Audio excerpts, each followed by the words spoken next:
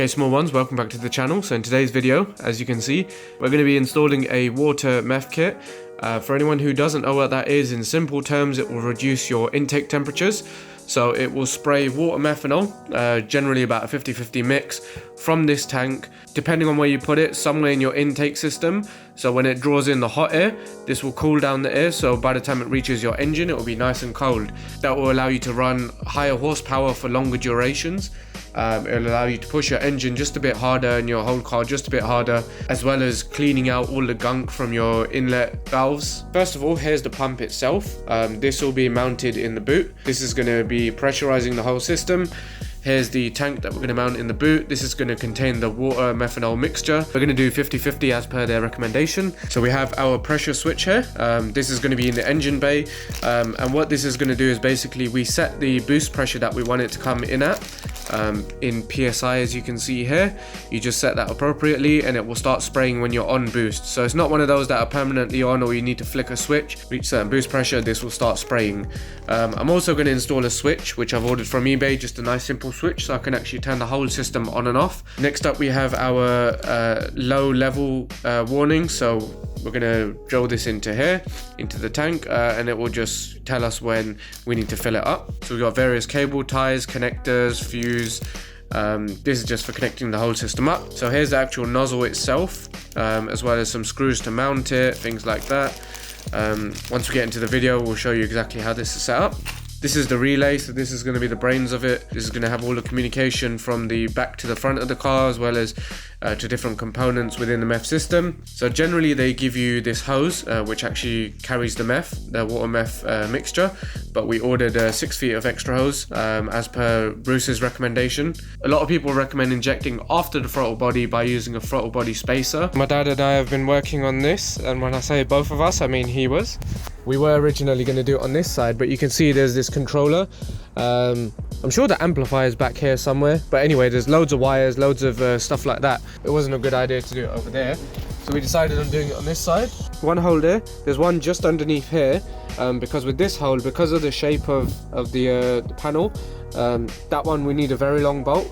And if you look right on the other side, so if you stand here, so right here, in line with this hole, is the fuel door. So there's a pipe that goes straight down anyway to your fuel tank, but I didn't want to pierce that pipe or anything like that. This was a really thick piece because it goes through a few different pieces of sheet metal. And then what we've also done, and we use self-tapering. Then because we didn't have the drill bit, as I mentioned, you need a 7/8 of an inch drill bit, which is basically like 22 mil for any normal people out there for these. So this is the hose, like the feed hose, that goes into the tank. It's a cool design as well. You have the gauze or filter or whatever you want to call it.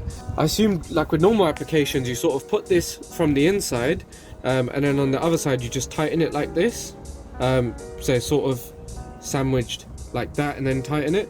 But what you actually do, so then what happens when you tighten it, if you watch this rubber washer diaphragm sort of thing, as you tighten it, it expands a little bit. And you definitely don't want to over tighten these, just use it by hand. But you can see it's got a sort of curvature, and if I loosen it, flattens down. Yeah. So what you do is you just pop this in here, like so, and then you just tighten it. And as you can see, I can freely move it nice and easily. Tighten it, you'll feel it getting a bit tighter anyway. So you got to push it a little bit and tighten it. But look, so it holds it, and then you just tighten it a little bit more. Again, not too much. So it's pretty cool. This is the low level warning. It's about 5 or 6 quid. So essentially when it has water meth in there, it stays up like this, and then as your water level drops, it drops. When it hits there, it sends a signal to a little LED light which we've got inside. We're going to put through there, and it will just basically flash up saying you got low level. You don't want to put this too low, because when it's mounted up, if you go over like a bump, for example, your car's going to go up, and then when it goes down, all the water meth's going to go there. So it's just going to keep basically flashing at you, especially if you're on an uneven road. It's just going to keep flashing. So we've kept it about 25-30% of the way. Here's the wiring diagram. What I'm going to do is the relay is going to be in the engine bay, the pressure switch in the engine bay again. This is the pump, that's obviously going to be back here, and the tank obviously back here. So I'm going to need one hose, and 2 wires going from front to back. So the switch goes on to, I believe, relay 85 or pin 85 on the relay, and that will obviously need to go through the bulkhead or through the firewall, wherever I can figure it out, because the switch is going to be inside. Okay, so it's been a very busy few hours. So I've got all of this trim off. Took me ages to get all of this trim off, all of this trim, everything off, and basically I couldn't really get to the bulkhead where the release cable goes through. It's so tiny and such a like small hole. So then what I did is I came in this side, started taking apart all of this trim. The glove box took ages to get off because there's just some screws that are just like hidden away. Oh, sorry, that was my other phone. So I'm actually going to go through this bulkhead here. So it's going to be a bit of an awkward angle, but up there, where is it gone? Yeah, up there, you can see it's going through into the front. So again, because the space is so tight, I've taken all of these bits out, and we've got a nice clean engine bay. So I'm going to try to get it through the front. You basically just want to follow your wires. So you can see this is like a fuse panel. You can see all the wires. You just follow them through. They all go into this loom here, and then they go into the car just there. So what I'm going to do is I'm going to poke a little hole with a screwdriver, and then I'm going to feed the hose and a wire through. I was going to have the relay up here, but I've decided I only need to feed the hose and 1 wire if I have the relay inside the car, whereas if I have it up here, I need to feed about 3 or 4 wires through, and plus there's less chance of water getting in it. For anyone who doesn't know, these Mark II Leons have a common issue where water will just drip down here. I've still got it, so water drips sort of onto the coils. So guys, after a lot of swearing and a bunch of cuts, as you can see, we finally got it through. So what I did is I put the screwdriver just through the grommet a few times, making sure not to hit the wiring, like the existing wiring. You can see that both of the wires are together. I didn't have electrical tape, so I just duct taped them together, just so of course you get both of them going through at the same time. And what I had to do, it took me about 10 attempts, because every time I fed the wires through, they were coming out on the top side, whereas I needed them on this side, like the bottom side or the left side. But yeah, finally got it through. So I'm going to pull most of this through. So you want most of the slack and excess hose and wiring, well mainly the hose, to be on the pump side. We're going to pull most of the hose through. I'll probably have the relay over there with the others underneath the driver panel, so I can run the wire behind all of this. Just be careful not to pull all of it through, otherwise you've got to do it all over again. So you can see I've just tucked the wires here just for today. So the hose and a pressure switch to the relay that go through to the car. Swati may need a lift, that's why I'm sort of putting the car back together a little bit. So you can see the hose is here, the other wires going off there as you can see, and that's just going to hang there. So the hose is coming under this trim panel. I made sure to put it sort of underneath this carpet and in the channel, so that it's not going to get any of the clips on it. You can see I've still got a bunch of trim panels here. I haven't bothered to put the rear back together yet. That will be done tomorrow, but you can see the hose is here. When I put the trim in, that just tucks down. See, most of the rear is out. I need to get this piece off, but I think to get that off I need to get this off, so that will be for tomorrow. And then the hose, you can see I've run here. I've just brought it out just to show you guys that is here and how much we have left. So I'm probably going to run it down here, just along here, along the bottom of this, or I may pop this trim piece out, and then just run it along the bottom. And the pump's going to be around here, maybe here. Still haven't decided exactly where I'm going to mount it. Then obviously the tank is going there. I was going to run it there originally, and if I keep removing the seats or folding them or anything like that, just in case anyone else needs to sit in the car, I didn't want it tugging on the hose, so I'd rather have it completely out the way. There's a bunch of space, so I may just pop the relay there. I may put it in here. I just need to decide where I'm going to pop it. I'm going to put the LEDs and the switch on the little trim piece that goes here. So I'm going to drill some holes through it and just mount those up. I'm going to have the switch and the LEDs here to let me know when I have low level in the tank or when it's spraying. This panel just pops off and it has the OBD2 port inside. So what I've done is I just put this panel up here, as you can see, and I've just drawn out the area that I basically can't use. So I'm probably going to have the switch just to the right, so sort of around here and inside a bit more for the little LED. I mean, most of the rest of the space I can use. So So probably switch here and then LED about here. So I'm going to start drilling some holes when we go in. Did some drilling, as you can see. So I've made 2 holes for the LEDs. One will be the red LED, and that will be for the low level warning. I want to have the green LED flash and light up when the meth is actually spraying. And then as you can see, I've wired up the switch. This will go between the 12 volt ignition, or ignition as it says here, and number 85, which is the one on the right on the relay. And that will be so I can switch the whole system on and off. So if I'm just daily driving or we're doing short journeys, I obviously don't want the meth to spray. And on top of that, once I've installed the system, before I've got the tune to incorporate the meth, I can switch the whole system off. So these holes were 6.5mm. So these are produced by Dialight. I'll leave a link in the description just in case anyone's after these. So I've ordered the red one from RS Components for about £2. And then the switch, I didn't actually have the correct size drill bit. So I got the 8mm drill bit, and as you can see, I didn't do a great job with it. But that's not going anywhere. Like, I was trying to pull it out earlier, it's not gonna move. I know it's not perfectly straight, it's at like 15-20 degrees, but it will do the job. We're back again for day 2 of the installation.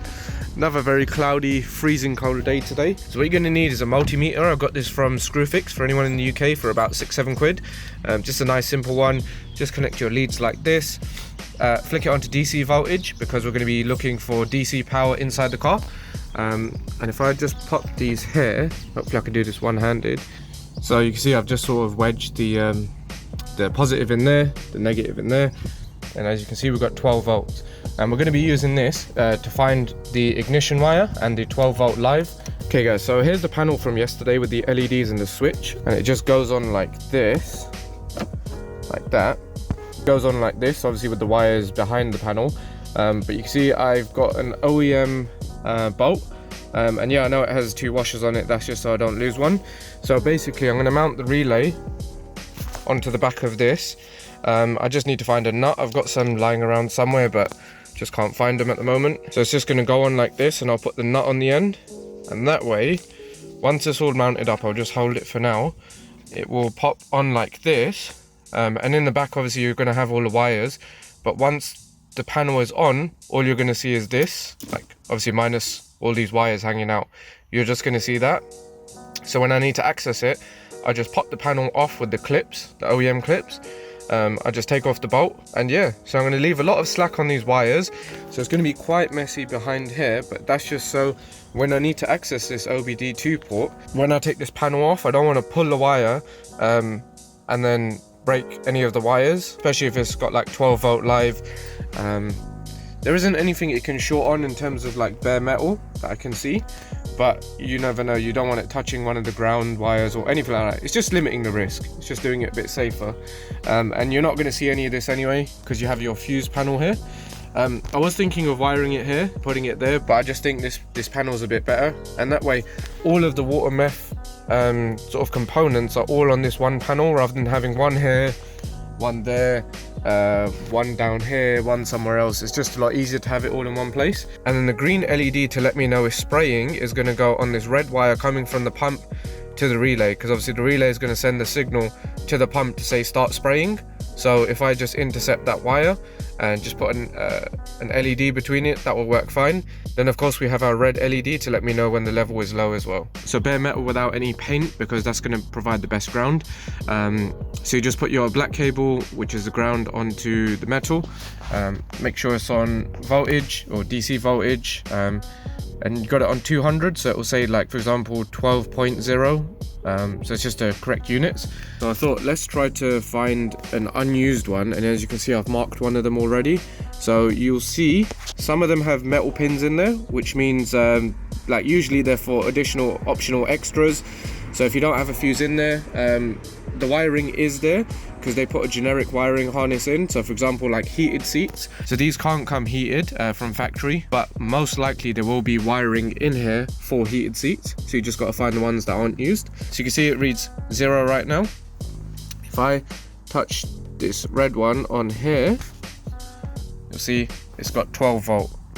And this is without the key in, so this is a 12 volt permanent live. So this is what we're going to use for our feed. So we can use this one, we can use this next one, basically I believe all of the ones with pins in this row we can use. They're all showing 12 volt. You can see the ones just above, if I put the red on there, they're showing 0. So these don't provide a permanent life. So this one, or this one we can use. I've found out that these three are ignition. So if I put the prong on there, oh, if I could even do it properly, it's showing 0. So pop the key in, put the ignition on. So still reading 0. Now if we go back to the same ones, pop it on the prong, if I can even get a good connection, you can see now that same one is showing 12 volt. So that means when the ignition is on, it will provide power. So let me keep the prong on there, just take the key out, so you can see it shows 12 volt. Let's take the key out, and near enough straight away it goes to 0. I kept the prong on the same one. So yeah, so this is going to be our 12 volt ignition. I was doing some wiring up front, but to do this properly, I'm going to use the piggyback fuses. So I've ordered some from eBay, and they should be here in a few days. So I was mounting up the pump, which you can see, and obviously the tank, which my dad and I did the other day. So you want your tank to be slightly higher than the pump, just so gravity can help with the feed. So when I do the final installation, I'll be using Loctite medium strength to hold all the bolts in. You can see I've just sort of put them on now, just so I can see how it will look. If I want to lower the tank as well, I can just move this screw up one, and on the other side just move it up one, and that will lower the tank by that much distance. I'll be using the same ground for the pump and the LED, and grounding back here is relatively easy. I mean, you can see the OEM grounds right here, so I may just get this off, just tuck the other wires behind it and ground off that. So I'm going to start running the wiring through. So on this pump, they've obviously given a bunch of extra wire, so I'm just going to use the appropriate connector, which I have there. You can grab that for about a tenner on eBay as well, and I'll just be connecting it back here, run it through the car to the front, as well as doing one for the low level light as well. And I'll just use the conduit or cable tidy that they provided, just run it through the car, and I'll show you guys when it's done. Nearly done for today. As you can see, the sun's going down, so I won't be able to work very much or record. So I put these butt connectors, so basically like one wire in, one wire out. One of the best ways to join two wires together. So you can see I've put them in here. I used the crimper tool, which I have, and then I've just wrapped it as well, just in case the wire does pop out a little bit. The tape is going to help to hold it. I ran them behind the trim here, as you can see, the two wires. And when you do this, make sure you remember which wire is which. You can see this wire for the pump is just red throughout, so all around. But then I've used speaker wire for the low level warning, and this is because speaker wire is ridiculously cheap. I just picked up 25 meters, which you can see there, for about £2, so it's silly cheap, and it's thicker than a lot of wires out there, which you'll pay 10 times as much. But I'm not sure if it's coming out on the camera, but you can see there's this sort of black strip where the speaker wire is together. It just picks up a bit of the color, I think. So when you separate them, you can see there on the black wire there's a bit of red. I fed them into the conduit, which you can see here. Just ran that nicely underneath all the panels. You can just see it there. Just need to make sure that when you do clip everything back in, you don't catch the wires. Just brought some of the wiring out here. Of course, it just sort of goes under there. This existing speaker wire is for the door sills, which we've wired up, so check that out if you're interested. Here's the relay. I've done some more wiring on here. It's not the prettiest, but it will work, hopefully. This short wire is the one that's going to go to the switch, and then this is going to have ignition fed into it. So this is so I can switch the whole system on and off. The switch is just up there. I'm just waiting for this fuse taps to arrive. This red wire in the middle isn't used. You can see I've fed in the other wire. Now this is the one that's coming from the boost pressure switch. So this is going to let the whole system know when boost pressure has been achieved, and it will send a signal down here into the relay, and it will tell the relay, okay, switch on the pump and start putting some meth in. So I've ordered a throttle body spacer, so that is going to go between there. So that's the throttle body. It's going to go between there and there. That's the intake manifold. These throttle bodies from AKS come with the water methanol injection nozzle hole, so you can spray it after the throttle body. And then for the boost tap, I have ordered another little piece. Take this PCV hose off, put the little adapter on, and then it just sits about there, and it just has a few boost tap slots available. As I mentioned at the beginning of this video, the costs are adding up.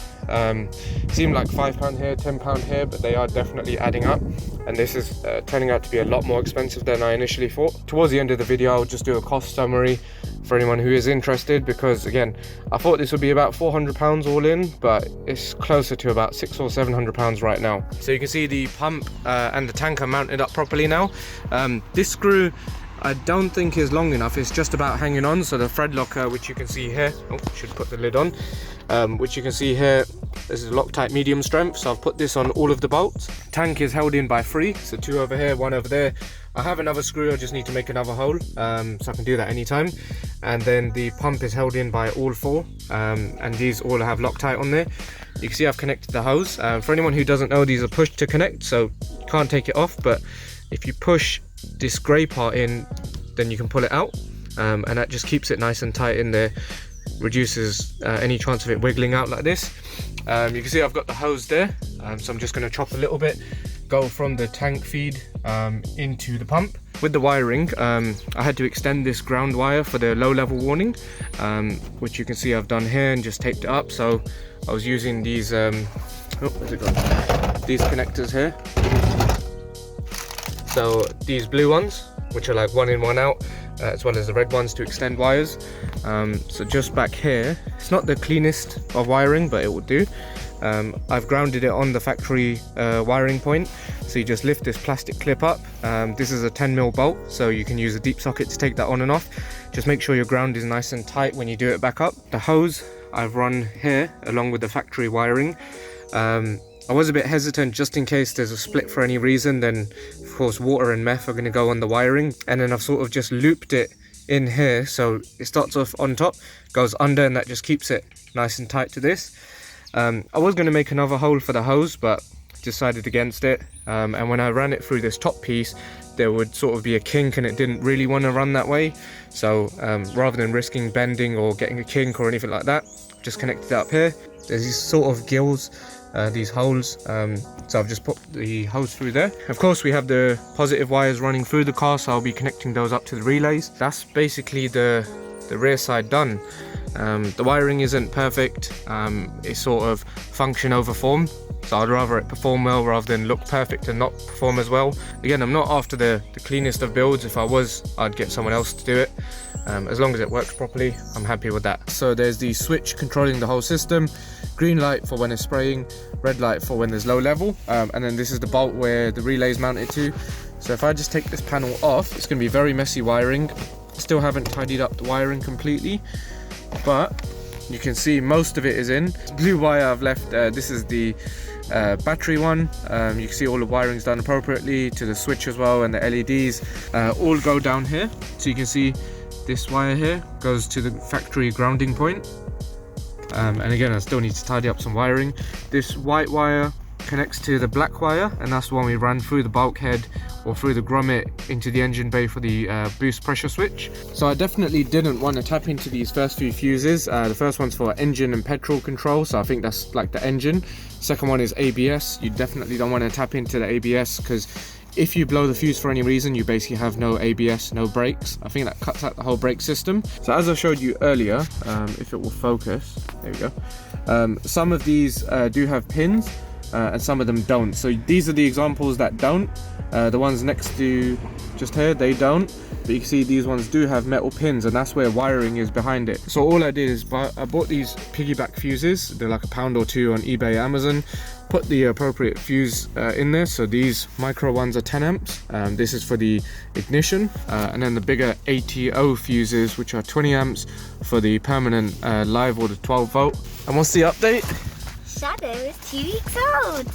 Shadow is our Rottweiler puppy, which we're going to be getting in about 2 months. This is probably the last you'll be seeing of the steering wheel. You might see it in the next update, but our new steering wheel has been finished, and they're posting it out tomorrow, so it should be with me the day after. So don't forget to check out that video on how to change your steering wheel.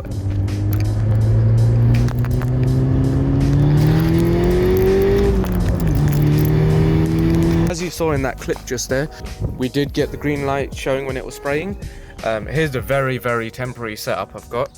And basically I've just put the nozzle into this cloth, so I can see if it has been spraying. I know the light did come on, but we want to see if it's actually spraying. So let's check. I could hear it spraying, I could hear the pump, I could hear the sort of water shooting through the hose, but everything seems to be bone dry up here. Maybe this check valve is installed backwards. I think it is. So I literally just pushed these together to try and get the hose out, but as you can see there was water in there, it was very pressurized. So yeah, I just basically installed the check valve backwards. I didn't notice there was an arrow, so the arrow just needs to face towards the nozzle. So I just need to flip this around and we should be good. Because the car is warm, it should be a bit easier. I was struggling to take this hose off so I could get to the throttle body, get the throttle body off and do the spacer, because that's where we're going to be injecting. And you can see I've put this clip on here. Still moves around a bit, I need to tighten it, but it holds it for now.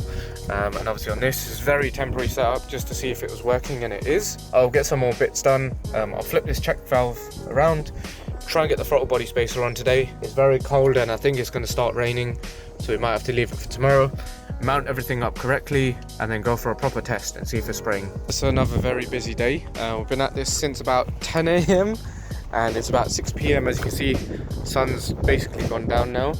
My best friend and her husband are on our way over. And we were supposed to go shopping and get some stuff. We've lied to them and told them that we've already got all the stuff. Yeah, so... And they were like, oh, we'll only come for the evening. I was like, no, we already got everything. But if you look here, you can see the diverter valve is just hanging there, the charge pipe, let me show you underneath, it's just hanging there as well. There it is.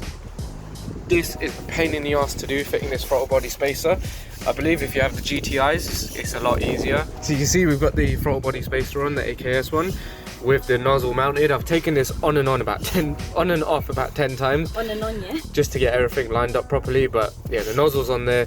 Swati's just finishing up the throttle body itself. The charge pipe is down here. We've just put the rag on top just so nothing falls inside it. So we're on the last bolt. The throttle body spacer's on nice and tight. That was a lot easier, but obviously now there's just no space. So the fourth bolt on the throttle body itself, and then I need to put everything back together. Gurpreet's fat hands couldn't go on this. Yeah. Yeah, if you have fat hands, don't attempt this. I mean, a lot of the scratches have gone, but it was, yeah. Yeah, loads of scratches, loads of cuts. Especially because of this diverter valve bracket, just there. Oh, yeah, it's really sharp. Yeah. But there's just no space to do this. If you are going to do this yourself, I do recommend getting the whole front panel off. So like this, the bumper, the slam panel, and this plastic panel, which we couldn't do that because of and I did something bad. I definitely don't do this at home, but of course we want to be honest with you guys. I jacked up the car and I got underneath it, and you can see the jacks sunk into the ground, so this could go at any minute. But there was a T30 bolt holding the charge pipe on, which I had to get off, otherwise you can't move it. We need to get this back together in the next half an hour realistically, which I'm not sure is going to happen. I've just mounted the boost pressure switch here, just so I can turn it. I've turned it to 10 psi, so the top of the black dial is about 9.5, 10 psi. I think that's where it should be, and then we can always turn it up afterwards. That's why I've left it just here, so we can still access it. Then the hose for the nozzle, I've just run it around, so just over here behind those wires, and then I'll just cable tie it to this front panel as well. This pipe gets boiling, these pipes down here get boiling. We may have working meth today, because our track day is next weekend, so we've got about 6 days to get this done. There's going to be heavy rain, storm, strong winds, so basically no time to work on the car, so we need to try and get this done now. So the install is finished, finally, put everything back together. You can see we've got our methanol. Got this on eBay for any UK people. It was about £50 for 20 litres, so not too bad. I tried to find a chemical supplier near me, and they wanted a few £100 for the same amount. I tried to pour some in, and you can see I failed. It went everywhere. As soon as I started pouring it, all just came out. So I'm going to put it in an empty Evian bottle. If there is a bit of water, like you see there's a tiny bit, then that's fine, it's not a problem. That's the water in there right now, so I'll top it up near the top. We'll do a test run as well. I'll let the car warm up properly and we should be spraying meth. We just got to pop to Tesco. I've got to redo some of the wiring for the low level warning. So you can see we've put the meth in, about half of this tub, so 2.5 litres, give or take. We've got a nice full tank, so we're going to go for our test drive. Alright guys, so we just did a few little pulls on the way. All looks good here. I think this is still pressurized a little bit in the check valve, but if we follow it through, you can see there's little droplets, but underneath here, I just wiped it away before I was recording, there's a tiny bit there, and you see little droplets around it. I think basically where it's spraying, it's just not perfectly sealed. As you can see, there's quite a lot of spillage. There's a big puddle down here which I need to get absorbed up because this is meth and water, so it is still flammable. So on the low level warning switch, it has these fittings where you just tighten it on this piece. Sorry, I'm having to hold the light as well. This piece, you tighten it, and it has like a rubber thing inside which I showed you earlier in the video, and that creates a seal, but I just don't think I tightened it enough. I didn't want to over tighten it and then rupture the seal. The throttle body pipe popped off, so I've just tightened the clamp on that, so we'll see on the next drive how it goes. Alright guys, so as I previously mentioned, I had the low level warning connected to this 12 volt ignition for sort of one wire and one wire grounded at the back.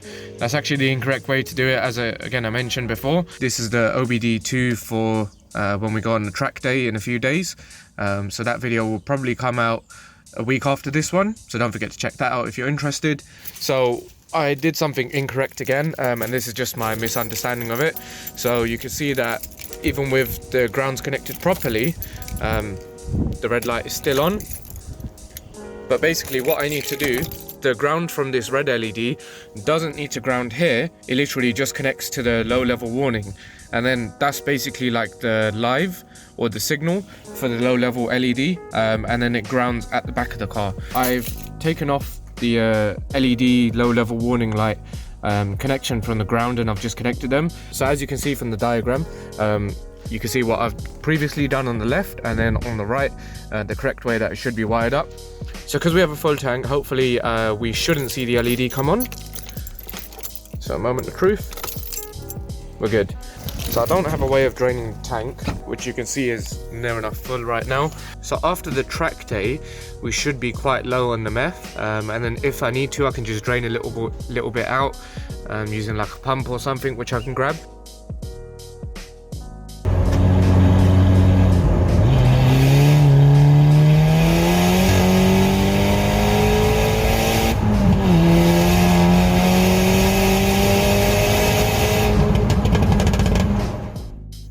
So finally we're getting on to the total cost of the meth kit.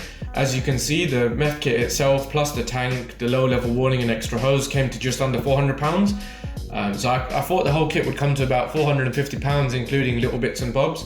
But as you can see by the total at the bottom, it was just under £600 excluding any tools. So we had to buy the throttle body spacer for £85, but luckily I found one on eBay for about £40. So the boost tap is by Turbo Toys, which you can find on eBay. I'll leave a link in the description for anyone interested. This is the one that my mate Ash recommended. So the hose tail adapter was for the boost pressure switch. They just give you a little T, but for the hoses that we tapped into, it's just not big enough. So we just had to buy a little adapter. I did have to sort of re-thread the inside of the boost pressure switch as well, just so that the threads would match up. Silicone hose, the red hose that we used, just a normal cheap generic one for a £5 from eBay. As I mentioned, 20 litres of methanol from eBay. I couldn't find a local supplier with a good price. The mini piggyback fuses for the ignition and ATO piggyback fuses, just a few pounds for the permanent life. 20 litres of distilled water, I think I picked up from Euro Car Parts. That was £18 without a sale, so that's the normal price, but they generally have sales on. Speaker wire from Screwfix, £3. You can get it from Amazon, eBay, anywhere really. Just get the speaker wire because it's a lot thicker than most gauge wires out there. So you might pay £10 for a few meters of branded wire. That's going to be thinner than this generic speaker wire, but the generic speaker wire is going to be able to carry more amps safely. So the 12 volt switch was just to control the whole meth system, £2 from eBay. Various electrical connectors, that little box that I had throughout the video, again from eBay special, that's only a tenner. Loctite medium strength, I picked up from Screwfix or one of these local suppliers for a £5. So this £600 total, give or take, was excluding the multimeter that I had to purchase because I didn't have one. Hex to square driver drill bits. We were taking out literally over 100 screws, bolts, all that sort of stuff, which takes forever with a ratchet, and with a lot of this stuff we had sufficient space to use a drill. So that's a few quid from eBay or Amazon, but just had to factor that in as well. There's various other things like the drills itself, the ratchets, the tools that we needed, that I didn't include in this cost because some people will have it, some people won't. So just bear in mind that you will need extra tools in this install. I also used wire strippers and crimpers, so you'll need to factor that in as well if you don't have those. But if you're going to be doing an install of this size, because this was one of our biggest installs on this car, you will most likely need these tools for other jobs that you're going to do on your car. Labor wise, to get this done, I've heard different figures. I've heard some people charge about 500-600 quid for labor. Other people charge about 9 hours labor, but they're sort of specialist rates. So about 70-80 pounds an hour. Just depends on who you go to. Feel free to get quotes, but if you are willing to do this by yourself, it's not much of a complicated job. It's just very labor intensive. The throttle body spacer itself took about 8 hours, as you guys saw. So don't forget to like, comment and subscribe to the channel.